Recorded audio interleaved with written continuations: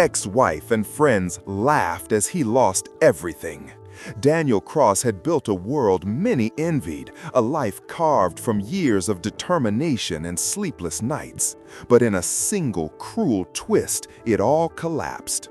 Business partners turned their backs, debts piled higher than the walls of his office once did, and whispers in every corner branded him a failure.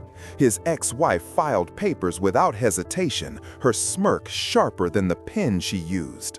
Friends who once toasted his victories mocked him now, saying the fall was overdue. Daniel was finished.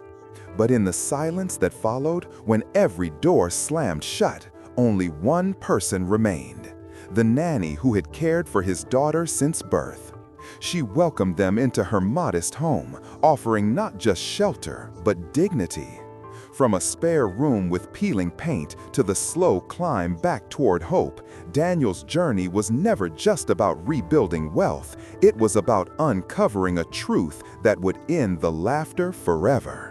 Daniel Cross wasn't just another successful man. For years, his name was whispered with a mixture of admiration and envy in executive suites, high-end parties, and exclusive clubs. He was the kind of man people assumed would never fall: wealthy, sharp, untouchable. His ex-wife, Claudia, loved reminding people that marrying him had been her best decision. Their friends, a glittering circle of socialites and ambitious entrepreneurs, clung to his orbit because success seemed inevitable with Daniel at the center. But life has a cruel habit of reminding even the strongest that nothing is permanent. It began on a night meant for celebration. The Cross estate, sprawling with manicured gardens and a view that stretched for miles, was filled with laughter. Claudia, dressed in a gown that shimmered under the chandeliers, entertained her circle of friends. Champagne flowed, expensive perfumes mingled in the air, and Daniel's young daughter, Sophie, ran through the marble halls, her giggles echoing. Then came disaster.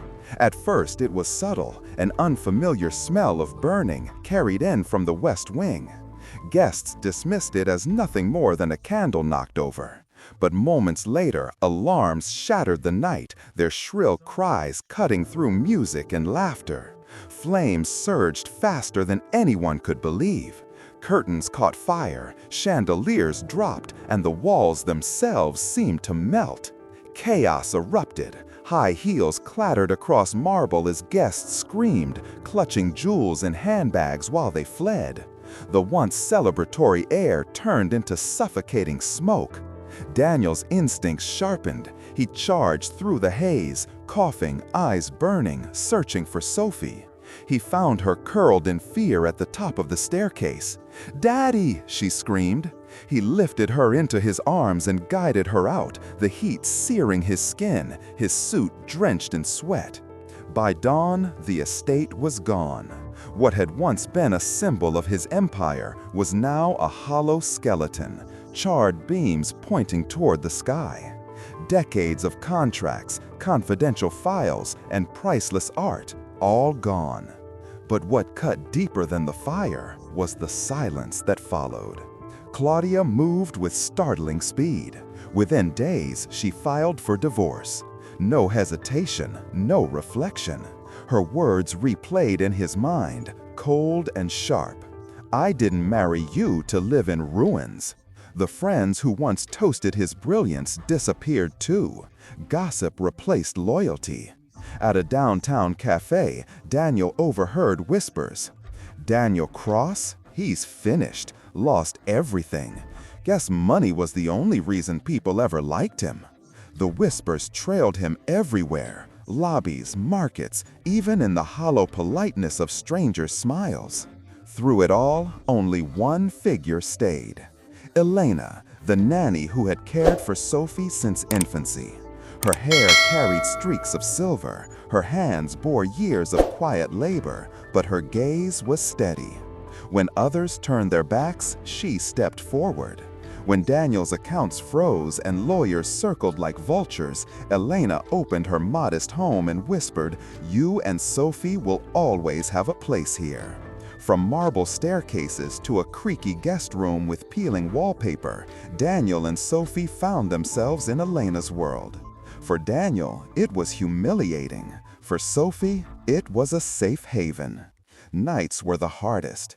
Daniel would sit on the edge of the narrow bed, his head in his hands. His empire was gone, his marriage dissolved, and his reputation mocked. Yet, as Elena tucked Sophie into bed, humming the same lullaby she'd sung since birth, Daniel realized he wasn't completely alone. The fall from grace stripped away wealth and admiration, but it revealed something purer. Who truly stood beside him when the world crumbled? Life in Elena's home was nothing like the grand mansion Daniel once commanded. The kitchen table bore scars of decades of use. The wallpaper peeled and the floorboards groaned under the weight of every step. But in that small home, Sophie thrived. She laughed freely, her fears soothed by Elena's warmth. For Daniel, though, the walls pressed in with reminders of how far he had fallen. Each morning, he sat at the table in the same wrinkled shirt, staring at blank pages. His once steady hands, the same that signed multi-million-dollar deals, now trembled holding a pen. He tried sketching out new business plans, but the ideas dissolved under the weight of his despair. Writing a grocery list felt heavier than drafting contracts once had. But Elena noticed. She always did. Without speaking, she'd place a steaming cup of tea beside him, the faint scent of mint cutting through her silence. It wasn't much, but it reminded her he wasn't invisible. The outside world was far less kind. At the local market, whispers followed him. "Isn't that Daniel Cross? Doesn't look so invincible now, does he? Money never lasts forever." One afternoon, carrying bread and milk, he crossed paths with a man he once considered a close friend. The man smirked, leaning toward his companion just loud enough for Daniel to hear. From boardrooms to bread lines. Didn't see that coming. Daniel's jaw clenched. He wanted to shout, to remind them of who he had been. But all he could do was clutch the paper bag tighter, milk sloshing inside, and keep walking. At home, Sophie sometimes caught him lost in thought, his shoulders heavy. She would slip her small hand into his and ask softly, "Daddy, are we going to be okay?" He forced a smile, nodding. Inside, he wasn't sure. Elena, however, carried no doubt. When Daniel hesitated to take consulting jobs, small contracts that paid less than he once spent on a single dinner, she spoke gently but firmly. Pride won't feed Sophie. Take what you can and build from there.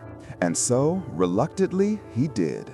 Late nights became his new normal. Sitting at Elena's old wooden desk, the lamp flickering, he drafted business plans on scrap paper. Sophie often fell asleep on the couch, Elena draping a blanket over her before quietly leaving Daniel to his work. Each step forward felt exhausting, every gain too small. But brick by brick, Daniel began to rebuild, not with applause, but with determination born of humiliation. And each night, as he watched Elena moving through her modest kitchen, something unfamiliar filled him: gratitude. She asked for nothing, never judged, and simply believed in him when no one else did. Time tested him again and again. Slowly, the rhythm of life in Elena's home brought steadiness.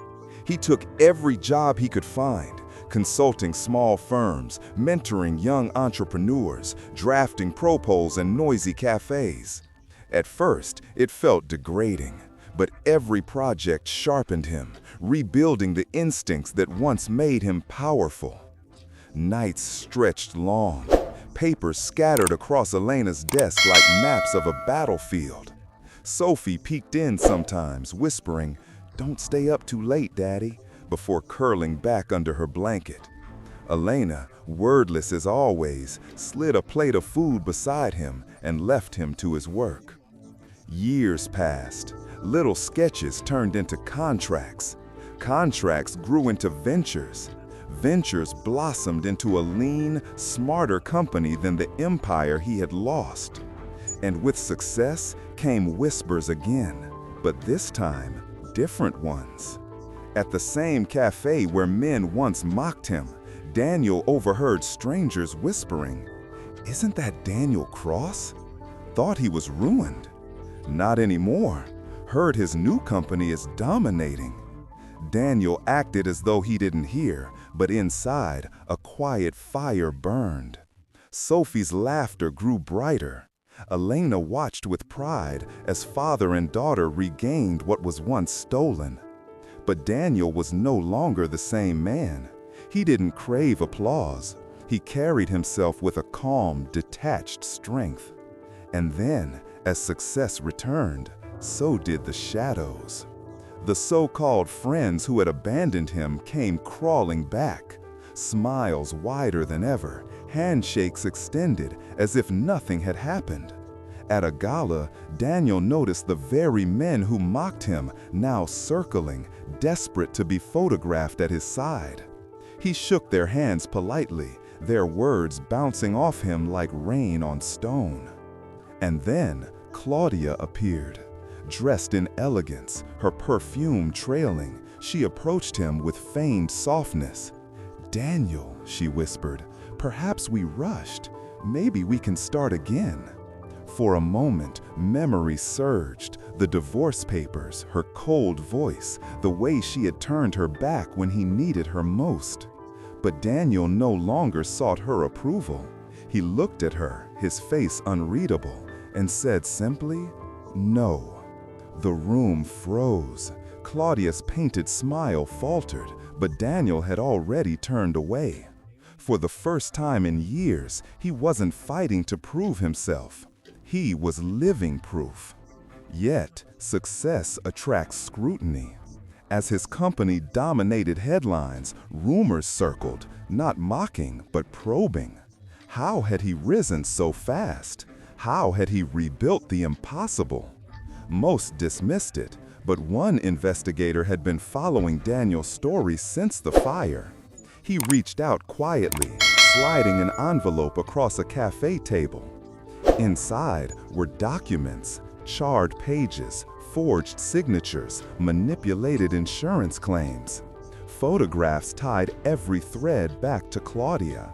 The fire hadn't been an accident. It had been orchestrated by the woman he once loved. Daniel's chest tightened as he read. Every humiliation, every loss, every whispered mockery. It wasn't misfortune, it was betrayal. That night, he paced Elena's creaking living room. She watched silently, her knitting needle still. Finally, she spoke softly. "You always blamed yourself. Now you see, it was never your failure." The truth ignited action. Police moved swiftly. Early one morning, Claudia's mansion lit up with flashing lights. Neighbors peeked from curtains as she was escorted out in handcuffs. Whispers spread like wildfire. Once admired socialites distanced themselves. Her empire crumbled faster than Daniel's ever had. Daniel didn't watch. He didn't gloat. Her downfall wasn't his victory. It was his release. That night, as he tucked Sophie into bed, Elena smoothing the blanket over her, he felt peace for the first time in years. The ghosts of betrayal were gone. What remained was a man scarred, wiser, and free. In time, he stepped onto a podium, cameras flashing, microphones thrust forward. The world wanted headlines. What they got was truth. "No one believed in me," Daniel began, his voice steady. "Not my friends, not even myself. But one woman did. When the world laughed, she opened her door. When I couldn't stand, she helped me rise. She became the family I wish I had." Cameras clicked furiously, but Daniel's gaze wasn't on the press. It was on Elena, standing quietly at the back, Sophie clinging to her arm, pride lighting her face. For once, the spotlight wasn't on wealth or power. It was on loyalty. Daniel walked away from the podium, ignoring the reporters. He went straight to Elena, wrapping her in a grateful embrace. The headlines that followed weren't about fortune lost or empire rebuilt. They were about gratitude, family, and the quiet strength of a woman who had never left his side. Daniel regained wealth, but his true treasure stood beside him. That was his lesson.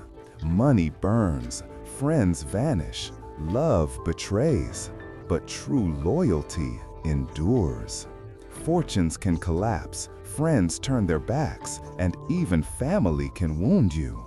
But true loyalty shines brightest in the darkest hour. If this story touched your heart, hit that like button, subscribe to Unknown Stories for more unforgettable tales, and share this video with someone who needs hope. Real strength isn't found in wealth or power, but in the people who never let go when the world walks away.